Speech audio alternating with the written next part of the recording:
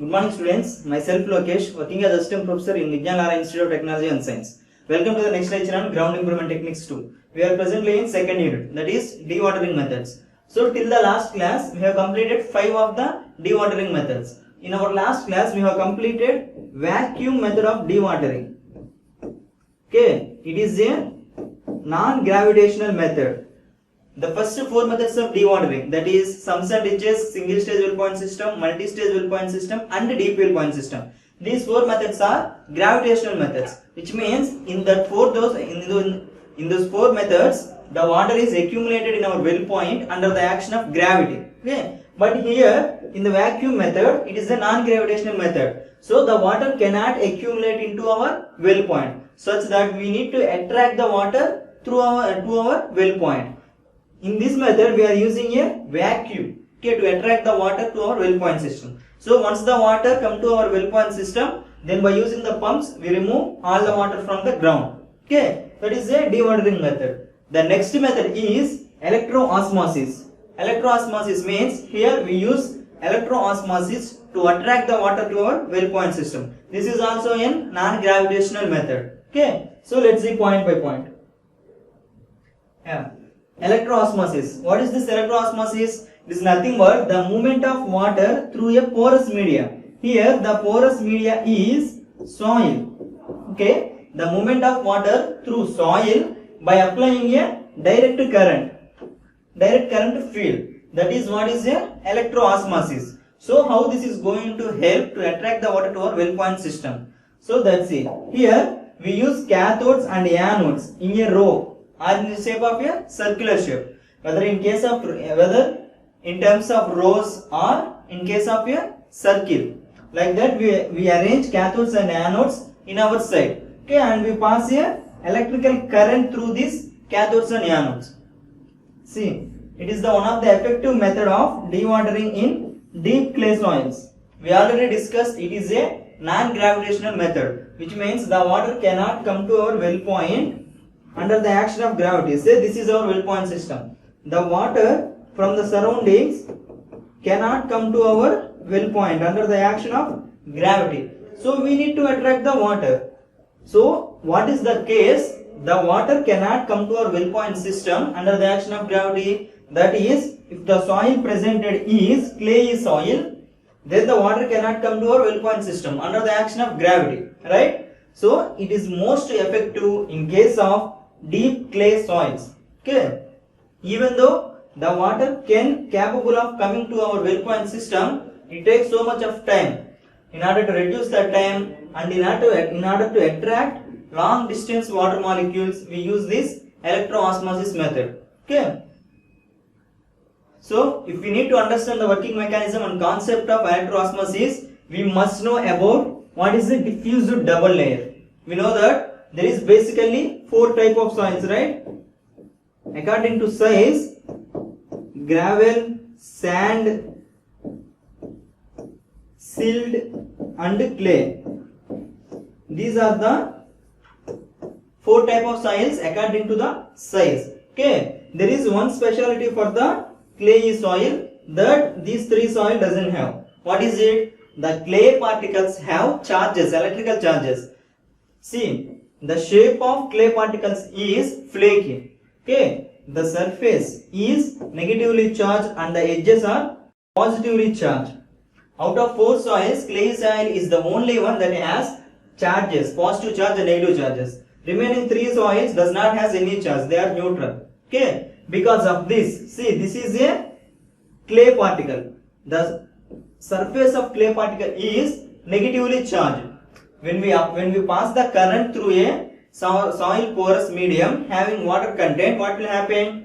The water is a mixture of H2. The water is a mixture of H2O. So once we pass the current through the water content, what will happen? It is divided into H plus ions and OH minus ions. Okay, obviously it is the surface of clay is negative. So the positive hydrogen ions attracting to the surface of a clayey particle. See, this is the positive side of a water molecule. Okay, it is a negative. Let's say again in the other water molecule, its positive sign also attracted to the negative sign of a water molecule.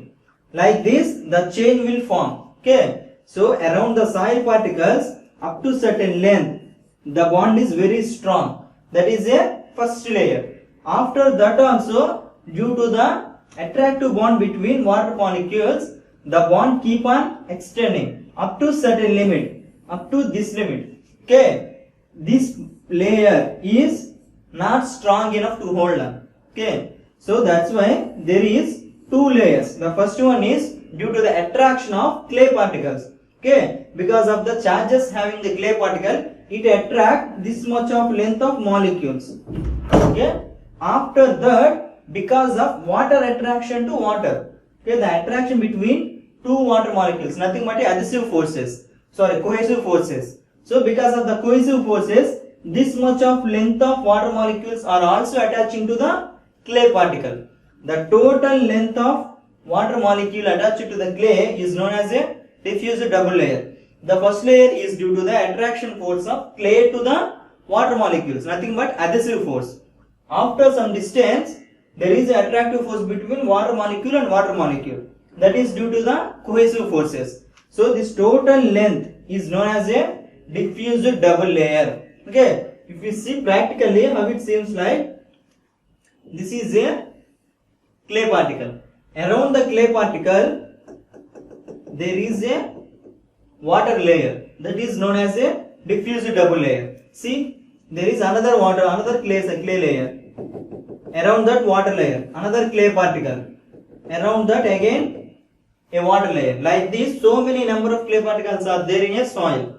And not only around the clay particles, in between the length also there is some water molecules, right? Okay, the water is attached to the surface of a clay, that is certain water.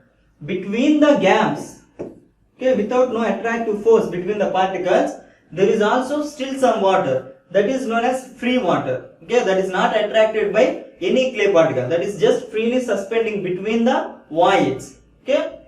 So this is a diffuse double layer. So once we understand this, then it is very easy to understand the concept of electroosmosis. See what we are doing? We are using cathodes and anodes. Here we are using row of cathodes and row of anodes in a series. But in some cases what we do is, this is a cathode. Generally the cathode is attached to a pump. So once all the water is attracted by the cathode, the water is taken out with the help of a pump. This is in the case of rows. Or there is one more other arrangement, that is circular arrangement. In this method, see, this is our entire side. Let's say at the center we keep this cathode, and around the cathode we place number of anodes. Okay. See, cathode is a negative charged ion. In the clay surface what we have? The negative charged clay surface attracting the positive water molecules. What we are doing here? Here we are applying much more electric force than the clay having. So as this negative force is more, the positive water molecules, these water molecules leave this clay surface and attract it towards the cathode. Okay, that is the process. Initially the clay have some negative charge. Due to that negative charge, the water molecules are attracted to the clay surface. When we impart much negative force by using a cathode, these water molecules left this clay surface and attracted towards a cathode. So that is the process. Not only this layer, okay, and all the water molecules supported by this layer, and also the free water between the soil particles. Okay, the water is freely available between the soil particles. That water is not attracted to these clay layers.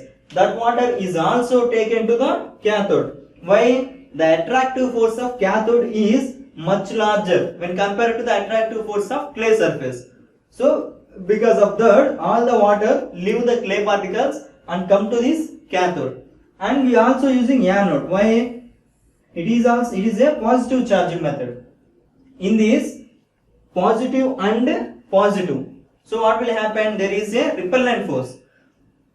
Because of the repellent force, all the positive ions tries to pull away from the anode. Okay, it is try to attract and this is try to repel. Okay, moving away from the anodes. So obviously the attractive force of cathode and repellent force of anode, because of these two forces the water gets accumulated at the cathode. So once all the water is coming to the cathode, we are using the pumps to carry the water away from our side. Okay, this is the principle. See, this is the natural water table before applying the electroosmosis method. So once by using electroosmosis method we remove all the water, what will happen? The natural water table is drawn down. That means it is reduced like this. This is a natural direction of flow. So this is the flow of water and also the drawdown. Okay, so this is a simple mechanism. So let's see point by point. What is having? The surface of fine grained soil. Fine grained soil here. What is this fine grained soil? It is nothing but a clay. So the surface of fine grained soils causes negative charge. Like we discussed in case of clay. The surface of clay is negatively charged. The positive ions in the solution. What is the solution here? The solution is nothing but a water. So causes negative charge. The positive ions in water are attracted towards the soil particles and concentrated near the surface. This is the general phenomena always happening in case of water. What we are doing, see, upon the application of electromotive force, what is happening?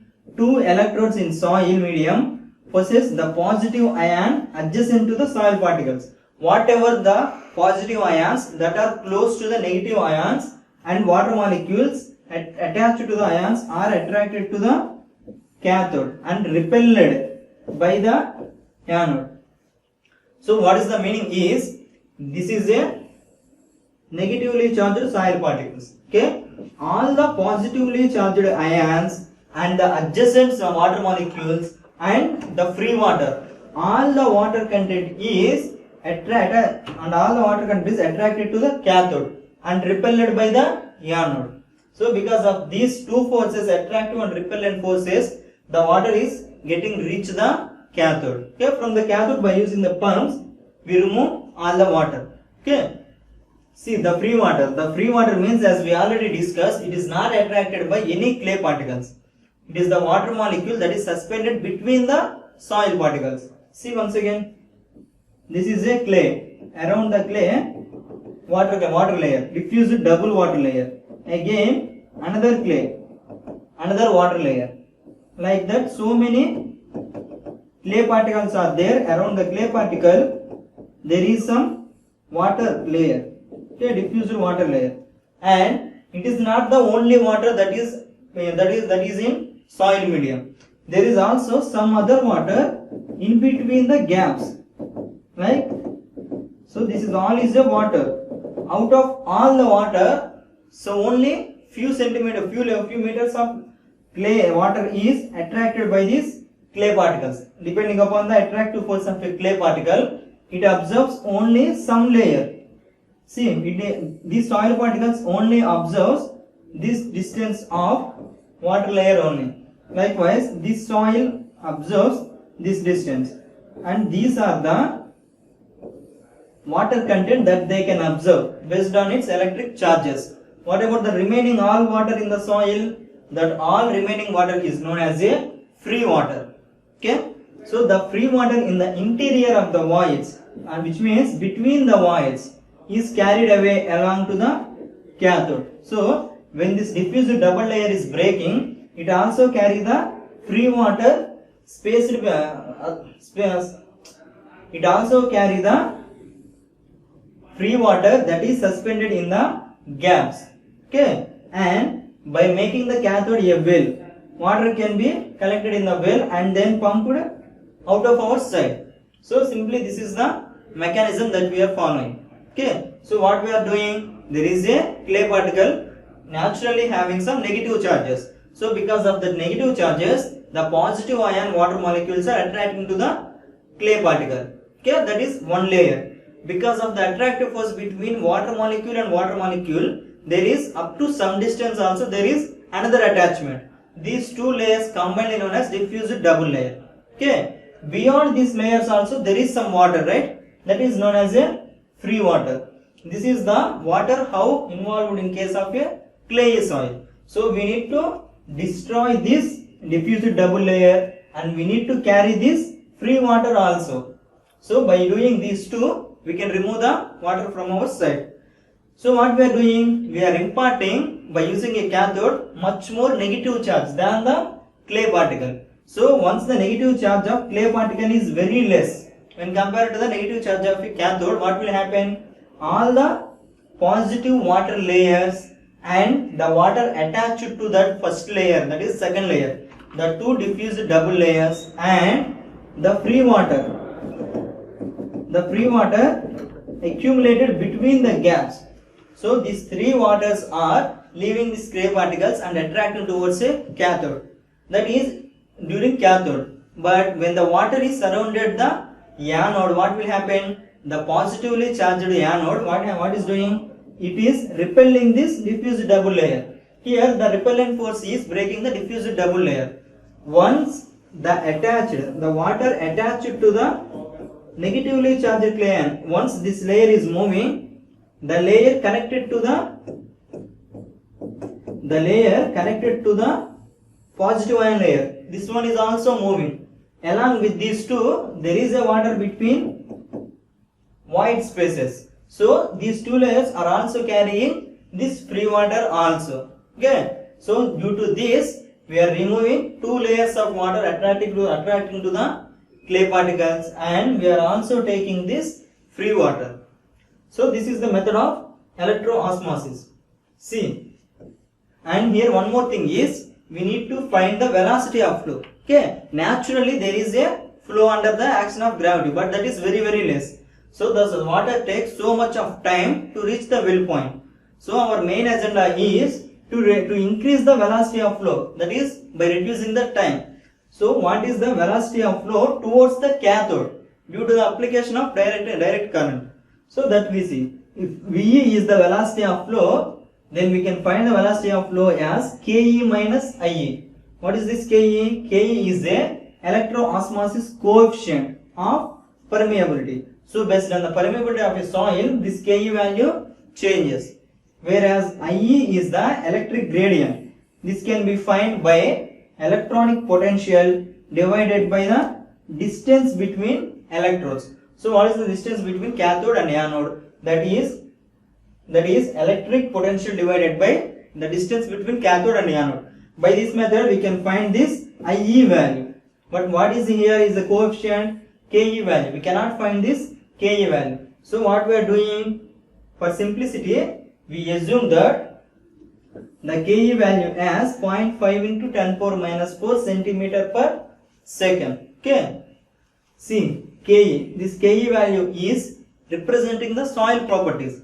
So it depends on porosity of soil and viscosity properties. Why this is porosity? If the soil is having so many number of voids, the water has to pass all through all these porous materials. So that's why it is taking so much of time. And viscous properties. What is viscosity? Viscosity means resistance to the flow. If the soil has so much of viscosity, then it takes so much of time to flow. So the porosity of soil and viscosity of fluid. See, porosity of soil. Porosity is a property of soil and viscosity is a property of fluid. Based on these two properties, we can represent the Ke value. But it is independent of size of pore. What is porosity? What is the formula for porosity actually? It is Vv by V. I hope you studied this in GTE 1. Okay, three-phase diagram. Vv means volume of voids and V means total volume. Here, Ke value is depending upon this ratio Vv by V. We are not representing the individual size of pores. Okay. So that is why it is not dependent on the size of the pore. We don't care about the individual size of a pore. But what we are taking into consideration, what is the total porosity, that we need to consider. Okay. So it is depending upon porosity of soil and viscosity properties of fluid, but is not depending upon the individual size of your pore. Okay. So like this we find this Ke value. And for practical purpose, what we are assuming, the value of Ke as 0.5 into 10 power minus 4 centimeter per second. That is for most soils. So they carry out some experiments and find that this is the approximate value for most of the soil for an electric gradient of 1 volt per centimeters. When if we pass the current of gradient 1 volt per centimeters, then this is the Ke value. Okay, this coefficient value can be found by using number of experiments. It is not a constant value, it is an approximate value. Okay. See, the potentials, that is the power that we are developing, generally used from 40 to 180 volts. So this is the potentiality that we are passing between two cathodes and anodes with the electrode spacing 4 to 5 meters. Okay, and the main purpose is to increase consolidation and shear strength. We know what is a consolidation. Consolidation means the removal of water particles from soil under constant loading. This takes so much of time. In case of clay, we use this word consolidation, whereas in case of sand or gravel, we use the word compaction. So the main purpose of using this electro-osmosis is to increase the consolidation and increase the shear strength. Increasing the consolidation means increasing the rate of removal of water. So once the water is coming out of a soil with rapid rate, then what will happen? The consolidation will increase and shear strength. Generally clays having less shear strength. Why? Because of its swelling and shrinkage properties. So once we remove all the water molecules, all the soil particles are getting close to each other. So when we apply a shear load, it is able to resist more shear stresses. So that's why the main agenda is to increase the consolidation and shear strength of a soil. Okay. Now okay, let's summarize today's class.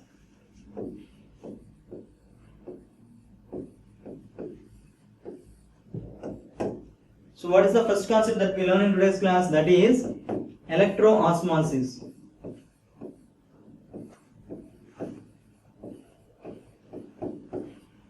Okay, this is the sixth method of dewatering that can be used to remove the water from deep clay soils. Okay, in case when water cannot accumulate into our well point system under the action of gravity, then we use this electro-osmosis method. And what is its working mechanism?